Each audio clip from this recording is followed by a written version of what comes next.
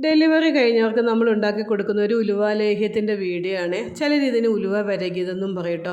എന്നിട്ട് ഒരു 1.5 കിലോ ഈത്തപ്പഴം കുരു കളഞ്ഞ് വെച്ചിട്ടുണ്ട്. 1.5 കിലോ ചെറിയ ഉള്ളി, 250 ഗ്രാം ഉലുവ, അതേപോലെ 250 ഗ്രാം വെളുത്തുള്ളി.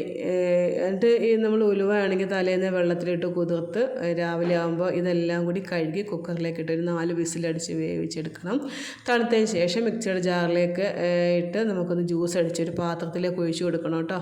അപ്പോൾ 250 ഗ്രാം ബദാമും അണ്ടിപ്പരിപ്പും കൂടെ കുതിർത്തതും കൂടെ അരച്ച് ഒഴിച്ച് കൊടുക്കണം. 2 തേങ്ങ ചിരകിയത് ഇട്ട് കൊടുക്കുക. 250 ഗ്രാം രാഗിപ്പൊടി, കുറച്ച് മഞ്ഞൾപ്പൊടി, 1 സ്പൂൺ ഉപ്പ്, വെള്ളം ഒഴിച്ച് നല്ലതുപോലെ മിക്സ് ചെയ്തതിന് ശേഷം അതിലേക്ക് നമുക്ക് 2 കിലോ ശർക്കര ഉരുക്കിയതും കൂടി ഒഴിച്ച് കൊടുക്കാം. എന്നിട്ട് നന്നായിട്ടൊന്ന് മിക്സ് ചെയ്തതിന് ശേഷം നമുക്ക് അടുപ്പത്ത് വെച്ച് നല്ലപോലെ ഇളക്കി ഒന്ന് വെള്ളം വരെ ഇളക്കി കൊടുക്കണം കേട്ടോ.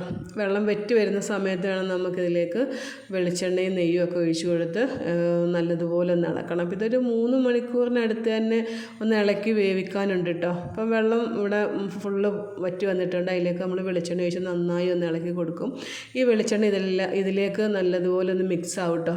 അതിനുശേഷം നമ്മൾ നെയ്യും കൂടി ഒഴിച്ച് കൊടുത്ത് നല്ലതുപോലെ ഇളക്കി ഈ വെളിച്ചെണ്ണയും നെയ്യും ഒക്കെ ഇതിലങ്ങ് നല്ലതുപോലെ അങ്ങ് പിടിച്ചതിന് ശേഷം നമുക്ക് എന്താ പറയുക, വെള്ളം വറ്റിയൊരു ഫീലിങ്സിലായിട്ട് കിട്ടും കേട്ടോ.